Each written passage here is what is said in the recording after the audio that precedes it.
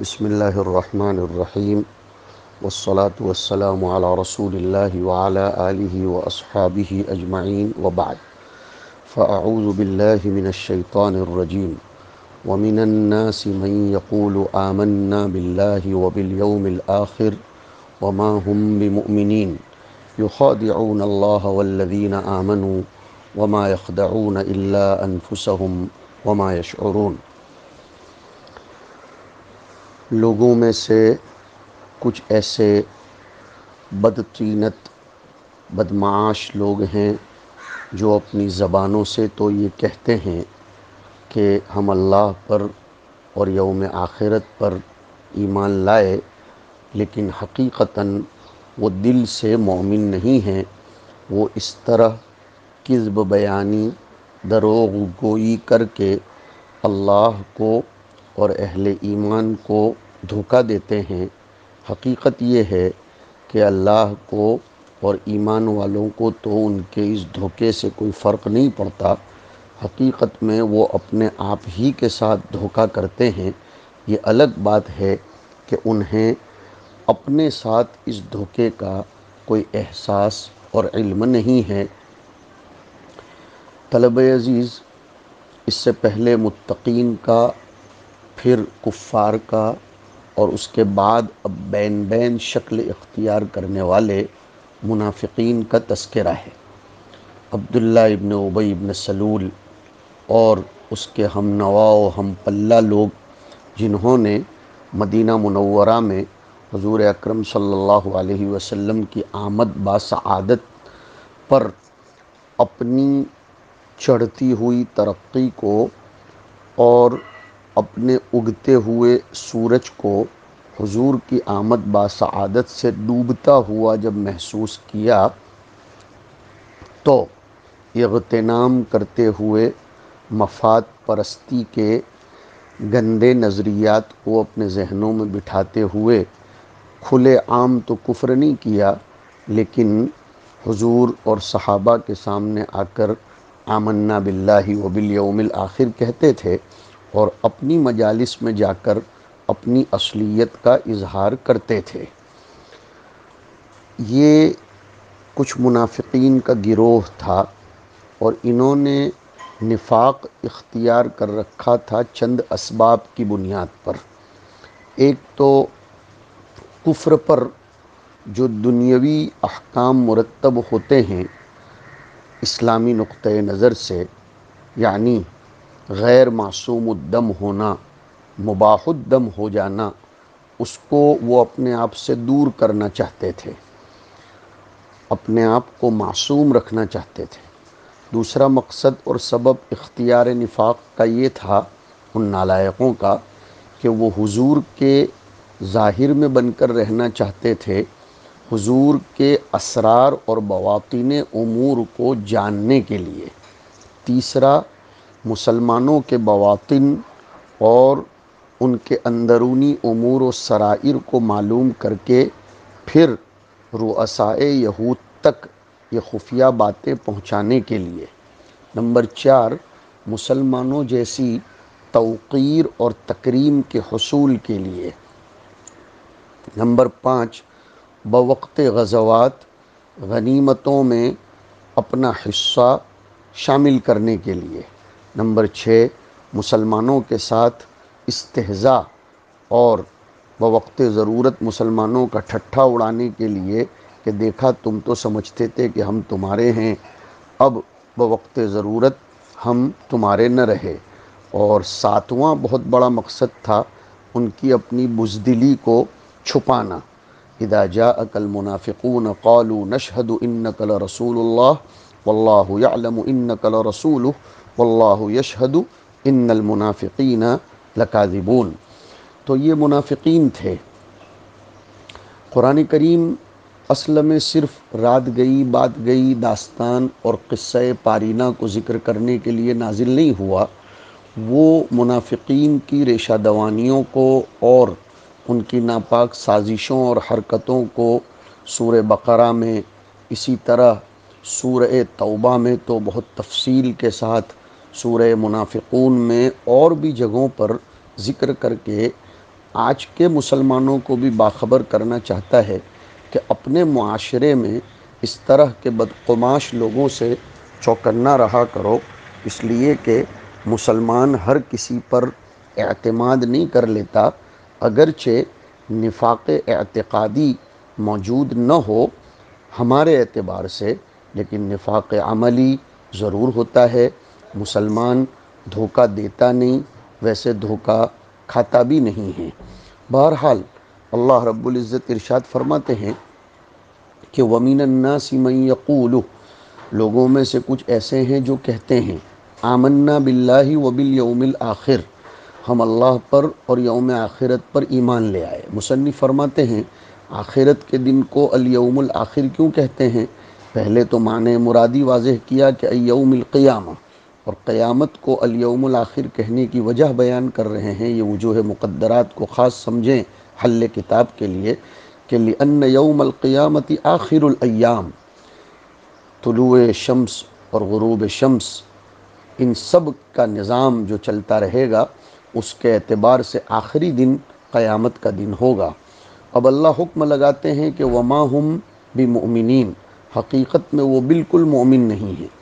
انداز بھی دیکھیے بلاغت کا کہ ان کے قول کو جملے فعلیہ سے تعبیر کیا، اس لیے کہ ان کے یہاں استمرار نہیں تھا، وہ حدوث کرتے تھے، تجدد کرتے تھے، یہاں آئے تو آمنا، وہاں گئے تو انا معکم، لیکن ہمیشہ کے لیے ان پر چونکہ مہر لگ گئی ہے عدم ایمان کی، تو حق تعالی شانہ نے فیصلہ جملہ اسمیہ سے فرمایا تاکید پر دلالت کرنے کے لیے۔ اب نحوی اعتبار سے ایک سوال ہو رہا تھا مصنف کے یہاں کہ وَمِنَ النَّاسِ مَن يَقُولُ، یقولو میں ہوا کی ضمیر کا مرجع من ہے، اور وما ہم بمؤمنین میں بھی ہم کی ضمیر کا مرجع من ہے، تو پھر یقولو میں واحد کی ضمیر اور ہم میں جمع کی ضمیر کیوں لائی گئی؟ یہ بات جلالین میں بار بار آتی ہے، یہاں سمجھ لیجئے روعی فیہ معنی من، یعنی یقولو کی ضمیر میں تو لفظ من کی رعایت ہوئی ہے، اس لیے کہ من کی ایک صورت ہے، من کی ایک حقیقت ہے، یا من کا ایک لفظ ہے، من کا ایک معنی ہے۔ اصول شاشی میں پڑھا کہ من و ما للعموم و یحتملان الخصوص، اور عموم میں کثرت کا معنی ہوتا ہے، تو من کے معنی میں چونکہ جمعیت کا معنی ہے، اس لیے وما ہم تو روعی فیہ میں ہو کی ضمیر کا مرجع ہم کی ضمیر میں من کے معنی کی رعایت کی گئی۔ وفی ضمیری یقول لفظ من، یعنی روعی فی ضمیری یقول لفظ من، اور یقولو کی واحد کی ضمیر میں من کے لفظ کی جس میں علامت جمع کچھ نظر نہیں آتی اس کی رعایت کی گئی۔ آگے اللہ تعالیٰ فرماتے ہیں کہ یہ لوگ اس طرح خلاف باطن بات کر کے یخادعون اللہ، وہ دھوکہ دہی کرتے ہیں اللہ سے اور اہل ایمان سے۔ خداع کہتے ہیں اخفاء کو، بات چھپانے کو۔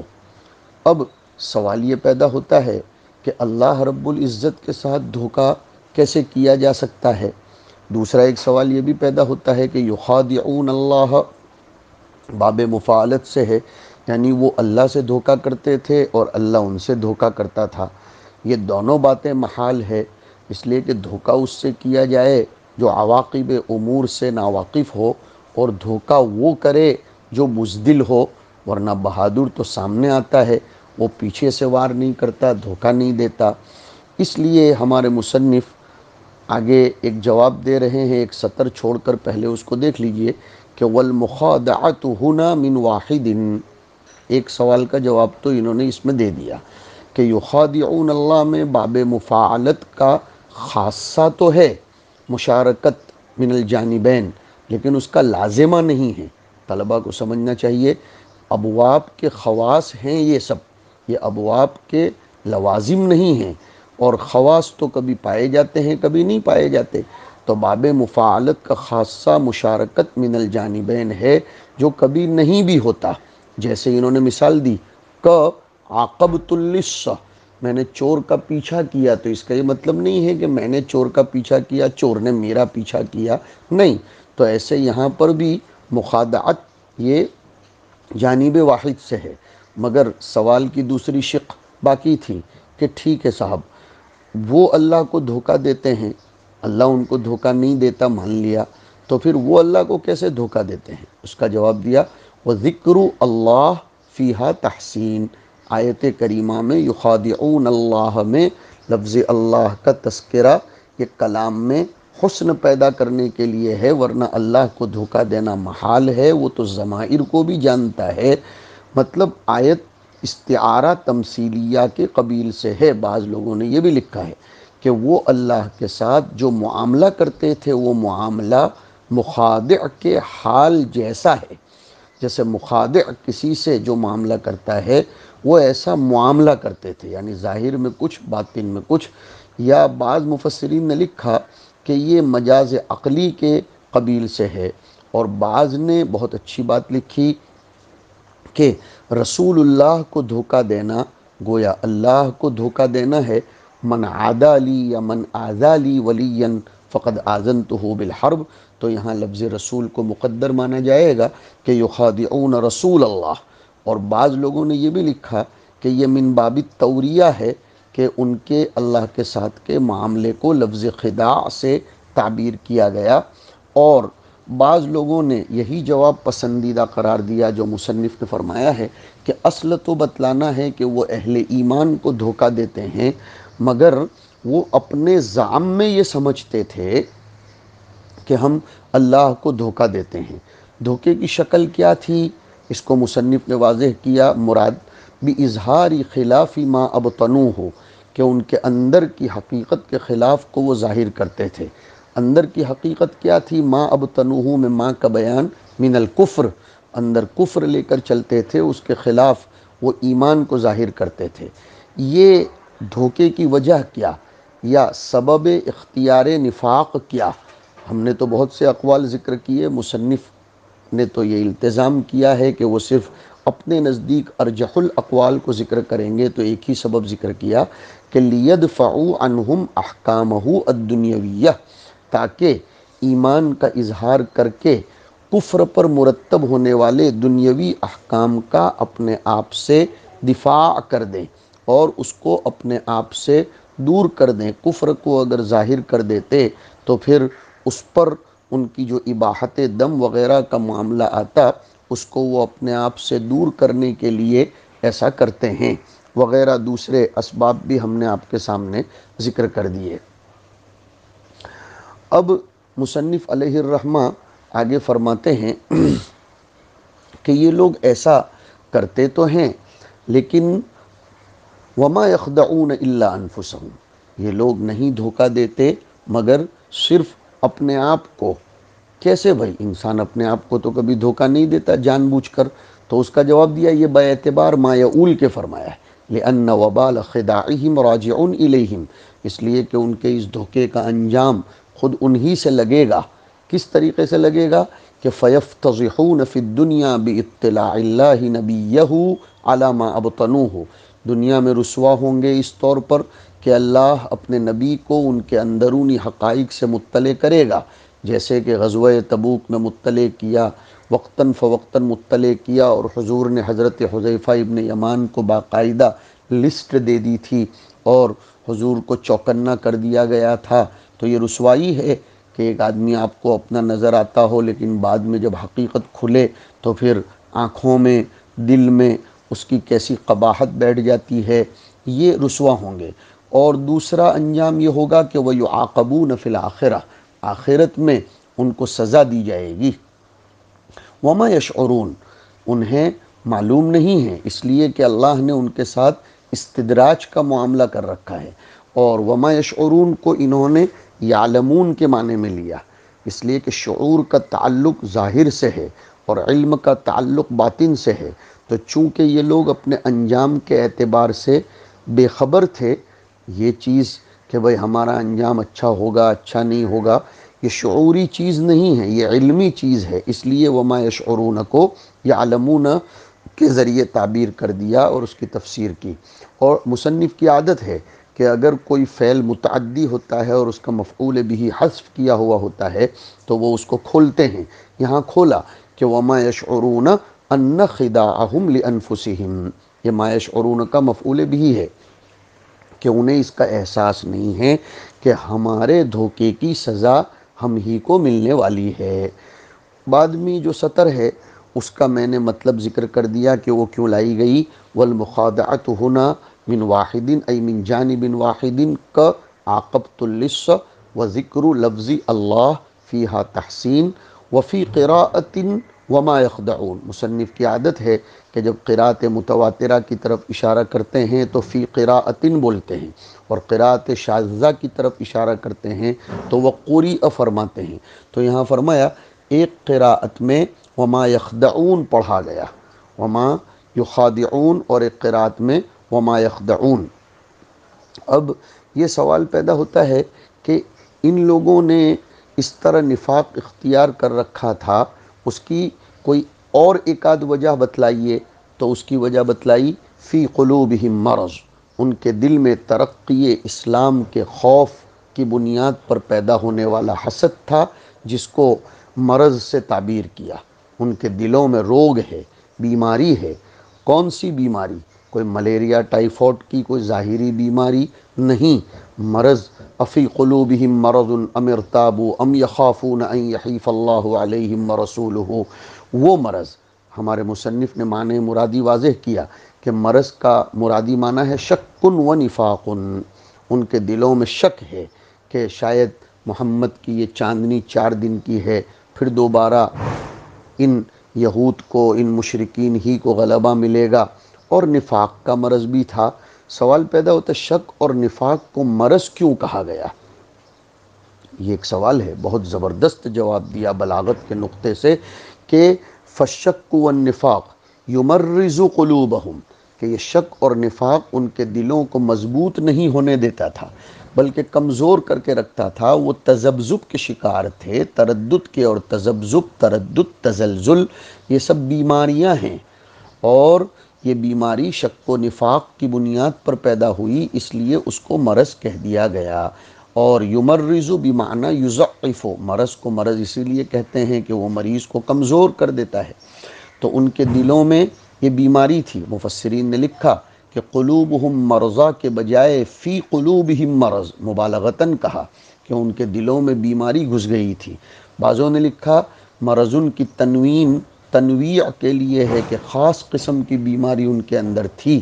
فزادہم اللہ مرضا، اللہ رب العزت نے ان کی بیماری کو اور بڑھا دیا۔ اللہ نے کیسے بڑھا دیا بیماری کو؟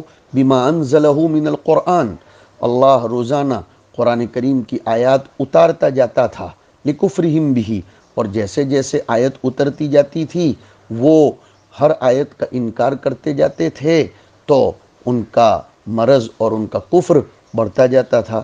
جیسے فرمایا اما الذین فی قلوبہم مرض فزادتہم رجسا الی رجسہم وماتوا وہم کافرون، اس کے مقابلے میں فاما الذین آمنوا فزادتہم ایمانا وہم یستبشرون۔ اب اللہ تعالیٰ نے ان کے مرض کو بڑھایا، اس پر سوال نہیں ہونا چاہیے کہ حق تعالیٰ شانہ تو مرض کو ختم کرتے ہیں نہ کہ بڑھاتے ہیں۔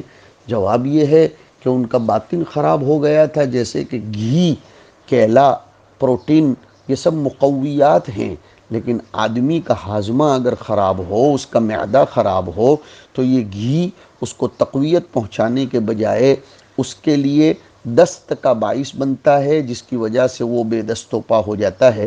تو گھی کی طرف نسبت مجازن کی جائے گی، حقیقتاً تو اس کا معدہ خراب ہے۔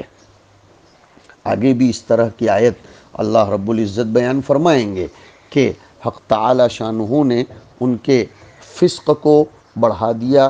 قرآن کریم کی طرف بھی نسبت کی گئی کہ یضل بہ کثیرا ویہدی بہ کثیرا، تو قرآن اضلال نہیں کرتا، اصل میں معدہ اور اندر کی حقیقتیں خراب ہوتی ہیں، تو پھر جیسے میں نے گھی وغیرہ کی مثال دی۔ مرض کہتے ہیں جو عضو جس غرض اور مقصد کے لیے پیدا کیا گیا ہو، اس سے اس غرض کو حاصل نہ کرنا، اس کو مرض کہا جاتا ہے۔ نیز اس نفاق کو ان کے حق میں مرض قرار دیا گیا، اس لیے کہ وہ ادراک فضائل سے مانع بن رہا تھا، تحصیل سعادت سے مانع بن رہا تھا، اور جیسے مریض کا مرض اس کو اچھی چیزوں کے استعمال سے مانع بنتا ہے، قلب کو اللہ تعالیٰ نے معرفت الہیہ، محبت حق اور اطاعت رسول کے لیے پیدا کیا ہے۔ اگر یہ قلب میں نہ ہو تو یہ قلب کا مرض ہے، اس لیے ان کے دلوں کو بیمار کہا گیا۔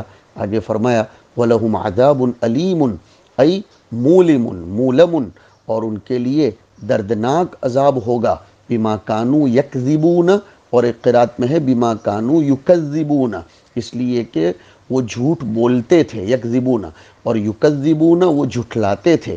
بالتشدید اگر ہے یکذبون تو اس کا مفعول بھی ہوگا ای نبی اللہ، وہ اللہ کے نبی کو جھٹلاتے تھے، اور اگر یکذبون بالتخفیف ہو تو وہ جھوٹ بولتے تھے فی قولہم آمنا، اپنے لفظ آمنا قول میں، اس لیے ان کو دردناک عذاب ہوگا، العیاذ باللہ۔ اللہ تعالی ہمیں ایمان پر ثابت قدم رکھے اور نفاق کی جملہ اشکال سے، صور سے ہماری حفاظت فرمائے۔ وصلی اللہ علی النبی الکریم۔